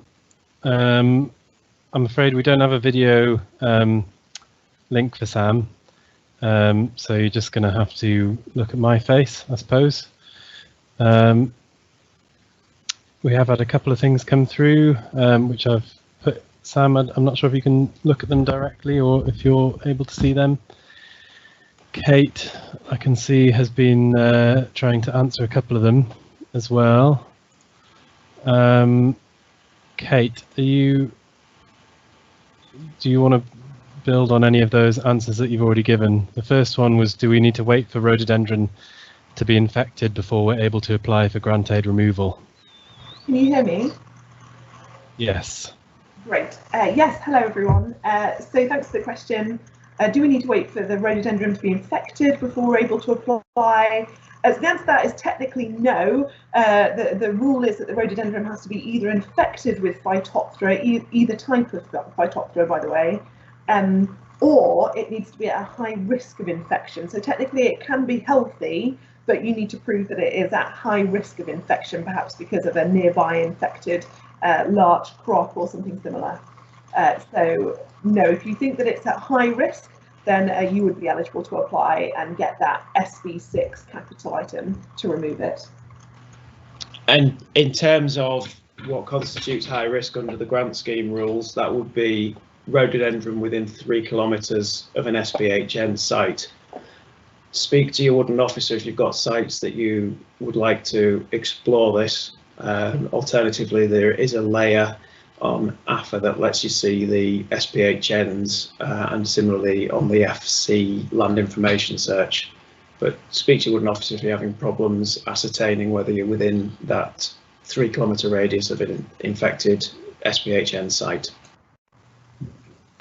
We're getting close to the end now, but I presume that people are okay to hang on for a couple of more minutes if they want to listen to the answers to these questions. I'll just explain, as Sam did mention briefly at the end there, Kate is the field manager for the Northeast area. So Yorkshire and the Northeast is split into two kind of units. The Yorkshire area, which is covered by Sam, and who manages the woodland officers there, and then the Northeast, which is kind of Durham, Northumberland, Tyne and Wear, which is managed by Kate. So Kate's obviously helping to answer the questions. There's a good question here, I think, from Simon Rochester at Savills. As we see ash dieback moving north, does the FC expect a large increase in grant and license applications? And if so, will the FC be able to cope with the increase in terms of response, increased demand of applications and processing? Sam, are you, do you want to come in on this? Yes, more than happy to. Yes, certainly driving around, seeing an increase in the incidence and impact of ash dieback, so would anticipate that there'll be a greater sector response to the disease, and that's likely to mean more felling licenses and more grant applications. In terms of will we be able to cope, if we're cited, then we've certainly got scope to reallocate or request additional resource if necessary, but we've got systems in place, so we would expect to be able to cope with the level of demand that we'd anticipate. Certainly very beneficial if people are planning to apply, if they give their woodland officer a phone and then we're cited as to what work's coming our way, and much easier to plan and deliver work when we know it's on the horizon. Yeah, and I suppose connected to that is a question from Dorothy Fairburn at CLA, which is, what's the average time delay from application for a tree health grant to getting approval? I don't know if you've got a figure on that, Sam, but I think in terms of getting approval to get the grant, it's fairly quick, isn't it? I think the main thing is getting a woodland officer out on site or plant health a tree health officer getting confirmation of the disease, and then once that's been confirmed, you can sort of basically crack on and get the application in. It can be put through quite quickly, can't it? Yes, it can. Tree health is one of the lightest touch, potentially the quickest schemes to put through. Obviously, if there are anomalies or queries that need to be bottomed out or consents that are needed, then that can delay the process. I'm aware that our average figure for processing CS schemes is currently at around 6 months, and I don't have a figure for tree health schemes on their own. That's an average across all our grant schemes. And given the comments I've just made about the closure of the EU regulation CS schemes, we will then have a period of 5.5 months to complete processing of all the schemes that we've got under EU regulation. So we're anticipating a bit of a peak in terms of workload, but certainly anticipate that we've got the capacity to deal with what's on the horizon. Yeah.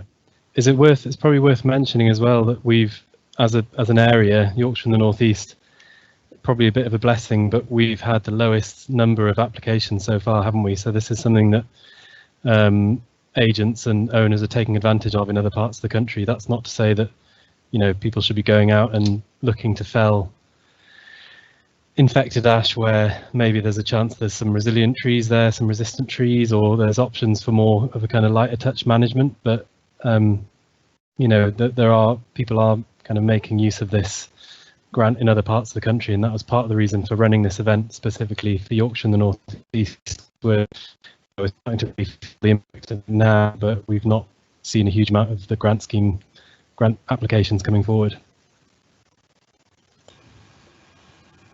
Absolutely, yeah. I would anticipate we'll be getting a greater number of applications. Great. There's a few more questions still just coming in. Is there a requirement of a particular severity of ash dieback before being eligible for the grant? And if there is, how is this assessed? So in terms of the minimum requirements for the grant scheme, that's that it's generating £500 worth of expenditure against the standard costs. That would be assessed based, if it's a mature woodland, based on a woodland officer and applicant agreement in terms of the extent and level of impact from ash dieback, and then the relevant level of restocking that would require in order to achieve full stocking on the compartment or the part of the compartment that's affected. Great. And again, you know, if people feel a need to leave, then obviously they can. We'll carry on just until we've answered these questions if everyone's happy. There was another question about preemptive management. So can preemptive management be funded? For example, felling small scale coops and underplanting with alternative species. Is that something that you think would be managed under CS Tree Health grant, or should they look at maybe other grants that are on offer? Depends what you mean exactly by preemptive. There's a requirement that the tree disease, if we're responding to ash clara, there's a requirement that the tree disease is present in order to be eligible.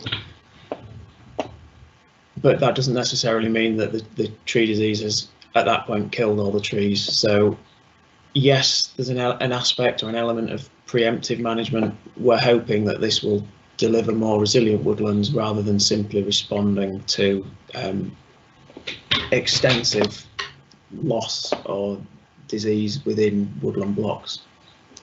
If it's would you say if they've got a sort of fairly ash dominated woodland now, but they're not seeing sort of signs of ash dieback, it might be worth them applying for a management plan grant and then going down the higher tier route, so going into woodland improvement grant, which theoretically does pay for things like you know, coppice felling and things like that.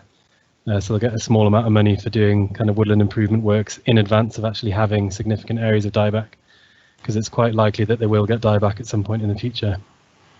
Yeah, absolutely. So we might, I mean, at some point, we're already in the higher tier window for this year. We've already got our sort of caseload of woodland improvement grants that have been accepted and are now being processed, but potentially sort of this time next year, if you don't already have a management plan for your woodland and you want to get some grant support for the actual ongoing management, good management of that woodland, then you might want to think about starting to apply for a management planning grant, and then once that's been approved, you've had the plan approved and accepted, then going down the higher tier route. Yes, it's certainly worth flagging at this point that anyone who's wanting to apply for higher tier next year needs to apply very promptly for their woodland management planning grant in order for them to receive, well, in order for them to both receive grant funding and be able to submit a draft plan by the 31st of December deadline, which will be applied again to next year's higher tier applications as it has been to this year's. Yeah. Okay, I think we're just about there. There's a point there that the links for distribution mapping are not working on Forestry research site or on forestry.gov. So forestry.gov.uk is now out of date. So yeah, it should be gov.uk/forestry. We'll have to check those maps. So thanks for flagging that. But I wasn't aware of any issues with those prior to today, although it's been a bit of a day for technology going wrong. I think that the last question that we've not answered is about species of ash and whether all species are affected the same. I did answer this one kind of offline in the chat, but does anybody want to talk about that separately? Or I can basically reiterate what I'd said in the chat. I can add to what you said, Luke, if you like. Yeah. Yes, please do, Rob. Yeah. So I think Luke basically said that the East Asian fraxinus species tend to be more tolerant to ash dieback, and then American. There's a bit of a mixture with some that are potentially more tolerant. I wasn't aware of this, but Luke's saying that those in America which might be more tolerant to ash dieback also are potentially less tolerant to emerald ash borer. So there are considerations around that. In terms of the European species, I would just add that so there's 3 fraxinus species native to Europe. There's Fraxinus angustifolia, which is kind of more central Europe, and then Fraxinus ornus, which is southern Europe, I think.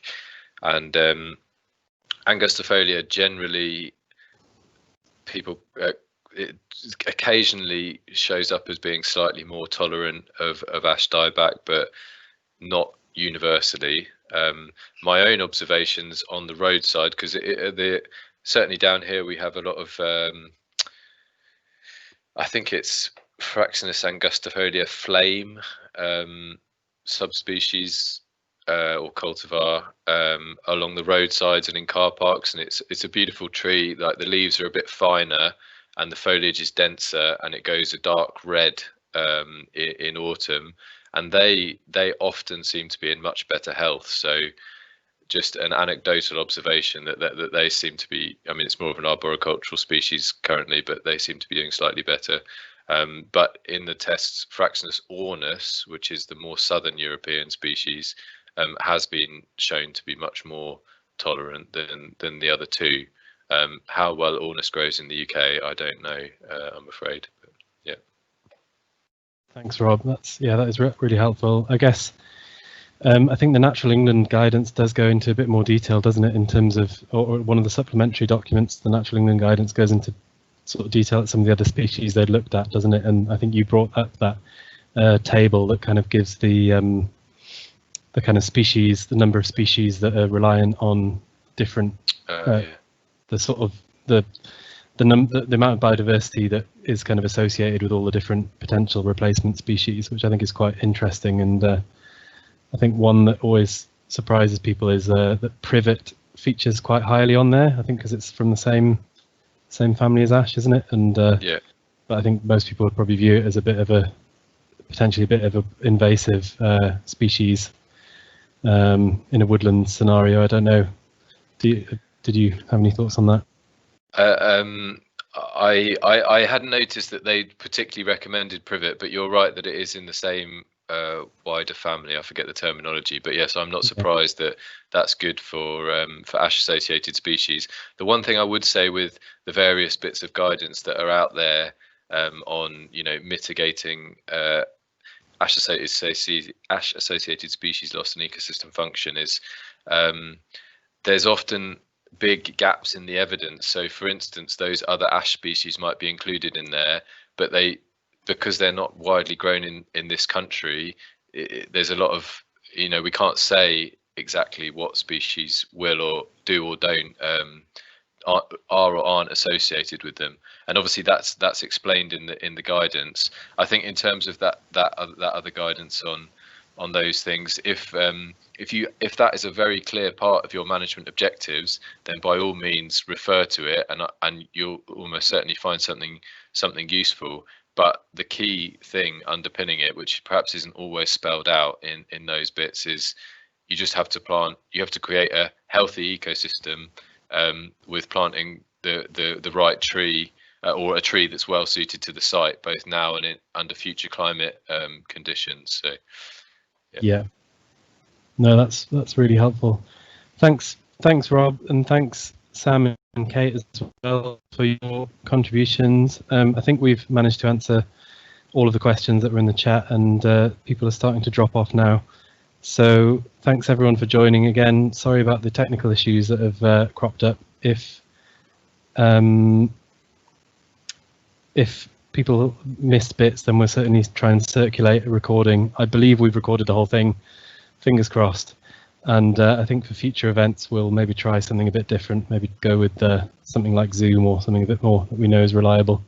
But yes, thanks again, everyone. And thanks to all the presenters, and have a good weekend. We'll talk to you all soon. We look forward to receiving your grant applications where appropriate. Thanks a lot. Bye for now. Thanks, everyone. Thank you.